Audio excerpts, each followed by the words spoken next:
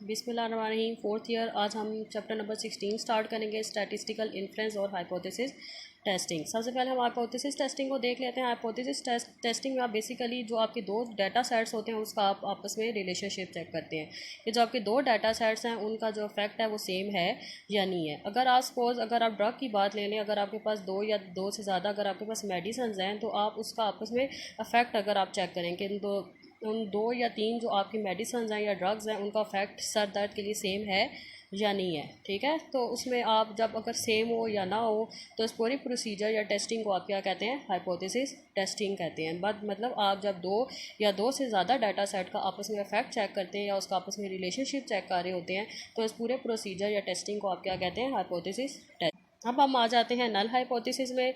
तो null hypothesis को हम किससे डिनोट करते हैं, एच नॉट से डिनोट करते हैं। ठीक है, ये आपको चीज़ें पता होना चाहिए क्योंकि आगे हम ये क्वेश्चन में सारी चीज़ें ये फार्मूलाज वगैरह अप्लाई करेंगे। नल हाइपोथेसिस को हम किससे डिनोट करते हैं, एच नॉट से डिनोट करते हैं। एच नॉट आपका क्या होता है, null hypothesis. A null hypothesis is a hypothesis that says there is no statistical difference between two variable in the hypothesis.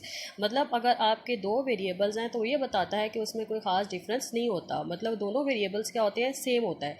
Null hypothesis क्या बताता है कि जो आपके वेरिएबल्स होते हैं, दो या दो से ज़्यादा वेरिएबल्स होते हैं वो सेम होते हैं। मतलब उन दो या दो से ज़्यादा जो डाटा सेट होता है वो कहता है, नल हाइपोथेसिस हमें ये बताता है कि दो या दो से ज़्यादा डाटा सेट का जो इफेक्ट है वो सेम है।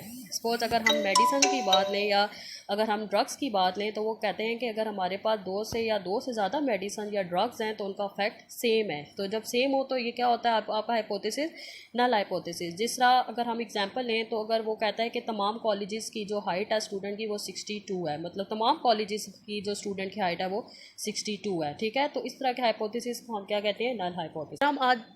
फिर हम आ जाते हैं अल्टरनेटिव हाइपोथेसिस में। अल्टरनेटिव हाइपोथेसिस को हम डिनोट करते हैं H1 से। ठीक है, अल्टरनेटिव हाइपोथेसिस को हम किससे डिनोट करते हैं, H1 से। Alternative hypothesis is one that states there is statistical significant relationship between two variables. Alternative hypothesis हमें यह बताता है कि उसका आपस में रिलेशनशिप है, मतलब जो आपके मीन अफेक्ट है वो आपके सेम नहीं होंगे। ठीक है, H1 हमें क्या बताता है कि μ1 μ2 और जो μ3 है वो आपके क्या है, सेम नहीं है, उनका आपस में क्या है, रिलेशनशिप है। ठीक है, जिस अगर हम हाइट की बात करें तो वो H1 ये बताएगा कि तमाम कॉलेजेस की हाइट के स्टूडेंट्स की 62 नहीं है, हर एक की अलग अलग हाइट होगी। ठीक है, तो ये हमारा क्या होता है, अल्टरनेटिव हाइपोथेसिस। अब हम आ जाते हैं अब हम आ जाते हैं सिंपल हाइपोथेसिस में। A simple hypothesis is one in which all parameter of this distribution is specified. इसमें आपके जो पैरामीटर्स होते हैं वो स्पेसिफाइड है। सपोज अगर आपका इस तरह का हाइपोथेसिस हो, H not mu is equal to 62। ठीक है, अगर यहाँ पे इक्वल का साइन हो, म्यू इज इक्वल टू 62। ठीक है, तो इस तरह के हाइपोथेसिस को आप क्या कहते हैं, सिंपल हाइपोथेसिस। जब आपका इस तरह का हाइपोथेसिस हो, H not mu is equal to 62, जब यहाँ पे इक्वल का साइन हो तो इस तरह के हाइपोथेसिस को आप क्या कहते हैं, सिंपल हाइपोथेसिस। फिर हम आ जाते हैं कंपोजिट हाइपोथेसिस में। कंपोजिट हाइपोथेसिस में आपके पैरामीटर स्पेसिफाइड नहीं होते। सपोज अगर आपके यहाँ पे ग्रेटर और लेस का साइन हो, ठीक है, जब भी आपके हाइपोथेसिस में ग्रेटर और लेस का साइन हो तो इस तरह के हाइपोथेसिस को आप क्या कहते हैं, कंपोजिट हाइपोथेसिस। सिंपल हाइपोथेसिस में आपका जो पैरामीटर होता है वो एग्जैक्ट होता है। ठीक है, सिंपल हाइपोथेसिस में आपका parameter mu is equal to 62, ये एग्जैक्ट पैरामीटर है। ठीक है, वो कह रहा है 60, म्यू एग्जैक्ट है 62 के इक्वल है। ठीक है, तो इस तरह के हाइपोथेसिस को आप सिंपल हाइपोथेसिस में कहते हैं। और जिसमें आपके पैरामीटर स्पेसिफाइड नहीं हो, सपोज वो कह रहा है म्यू ग्रेटर दैन 62 है या म्यू लेस दैन 62 है, जिसमें आप ग्रेटर और लेस के साइन होंगे, इस तरह के हाइपोथेसिस को आप क्या कहेंगे, कंपोजिट हाइपोथेसिस। अब हम आ जाते हैं टेस्ट स्टैटिस्टिक्स पे। A sample statistics which provide a basis for testing a null hypothesis is called test statistics. ठीक है, टेस्ट स्टैटिस्टिक्स की बेस पे ही आप अपने एच नॉट को एक्सेप्ट या रिजेक्ट करते हैं। ठीक है, आपका नल एच नॉट क्या होता है, आपका नल हाइपोथेसिस, और H1 आपका क्या होता है, अल्टरनेटिव हाइपोथेसिस। तो टेस्ट स्टैटिस्टिक्स की ही बेस पे आप अपना एच नॉट को क्या करते हैं, एक्सेप्ट करते हैं या रिजेक्ट करते हैं। टेस्ट स्टैटिस्टिक्स में बेसिकली आपका फॉर्मूला होता है। टेस्ट स्टैटिस्टिक्स में आप कौन सी डिस्ट्रीब्यूशन यूज़ करते हैं, टी डिस्ट्रीब्यूशन यूज़ करते हैं, काई स्क्वायर डिस्ट्रीब्यूशन यूज़ करते हैं और एफ डिस्ट्रीब्यूशन यूज़ करते हैं। इसके अलावा आप जी डिस्ट्रीब्यूशन भी यूज़ करते हैं। अब आगे जब हम फर्दर जो पढ़ेंगे उसमें आप जी डिस्ट्रीब्यूशन यूज़ करेंगे। टेस्ट स्टैटिस्टिक्स में आप जी डिस्ट्रीब्यूशन का फार्मूला यूज़ करेंगे। टेस्ट स्टैटिस्टिक्स एक बेसिकली फार्मूला होता है जिसकी बेस पे ही आप अपना एच नॉट को एक्सेप्ट या रिजेक्ट करते हैं।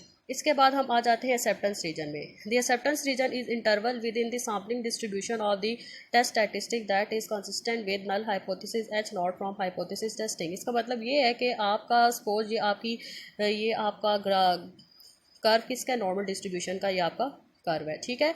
ये जो आप ये 2 पॉइंट्स देख रहे हैं ये आपकी जी की टेबुलेटेड वैल्यूज़ है, 1.64 और -1.64, ठीक है। ये आपकी दो वैल्यूज़ कौन सी हैं, जी की टेबुलेटेड वैल्यूज़ हैं। और ये आपका ये जो इन दोनों के बीच में अगर आपकी जी की कैलकुलेटेड वैल्यू, जी की कैलकुलेटेड वैल्यू का क्या मतलब है, टेस्ट स्टैटिस्टिक्स, ठीक है।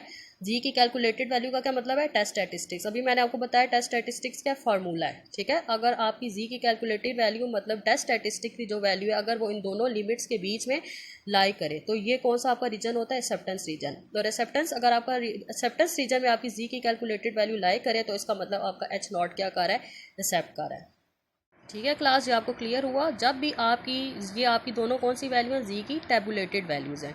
अगर आपकी जी की कैलकुलेटेड वैल्यू इन दो के टेबुलेटेड वैल्यू के बीच में लाई करे तो ये रीजन कौन सा होता है, एक्सेप्टेंस रीजन होता है।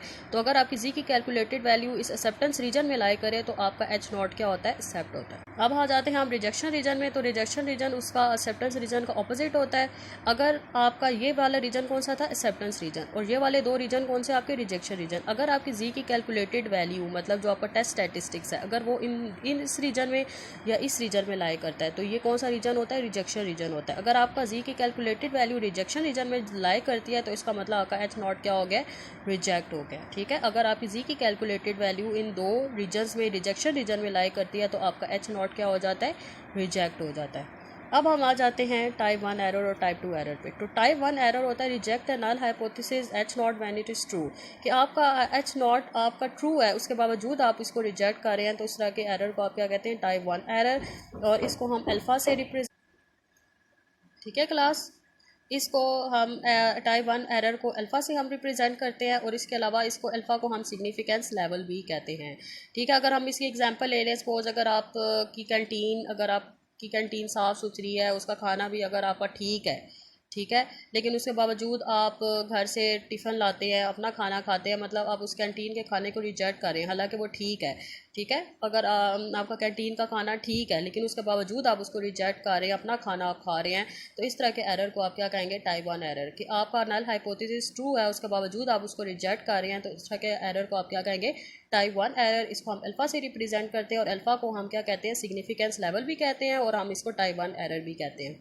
अब हम आ जाते हैं टाइप 2 एरर पे। Accept a null hypothesis H not when it is false. आपका नल हाइपोथेसिस गलत है उसके बावजूद आप उसको एक्सेप्ट कर रहे हैं, तो इसके इस तरह के एरर को आप क्या कहते हैं, टाइप 2 एरर। इसको हम बीटा से रिप्रेजेंट करते हैं। अगर हम इसकी एग्जांपल ले लें, सपोज अगर आप पॉलिटिशियन की एग्जांपल ले लेते हैं कि आपके पॉलिटिशियन गलत हैं, करप्ट हैं, उसके बावजूद आप उनको वोट दे रहे हैं कि एक और चांस इनको दे के देख लेते हैं, ठीक है। वो गलत है उसके बावजूद आप उनको वोट दे रहे हैं, तो इस तरह के हाइपोथेसिस को आप क्या कहेंगे, टाइप 2 एरर। कि आप हाइपोथेसिस गलत है उसके बावजूद आप उसको एक्सेप्ट कर रहे हैं, तो इस तरह के एरर को आप क्या कहेंगे, टाइप 2 एरर, ठीक है। क्लास आज का आपका यही लेक्चर था। तो आपकी जो सारी डेफिनेशन है ये इंपॉर्टेंट है। टाइप 1 एरर, टाइप 2 एरर ये लाजमी आपके पंजाब यूनिवर्सिटी के पेपर में आती हैं। एक्सेप्टेंस रीजन, रिजेक्शन रीजन, इसी तरह null hypothesis, alternative hypothesis, simple hypothesis, composite hypothesis. आपने जितनी भी पीछे डेफिनेशंस पढ़ी हैं इनको आपने अच्छे तरीके से याद करना है, ठीक है। और ये आपके लाजमी पेपर में आते हैं, इनका अक्सर डिफरेंस आ जाता है, ठीक है। तो ये थ्योरी भी आती है इसकी और इसके न्यूमेरिकल्स भी आते हैं, तो इसकी थ्योरी को आपने अच्छे से याद करना है, ठीक है। अल्लाह हाफिज़।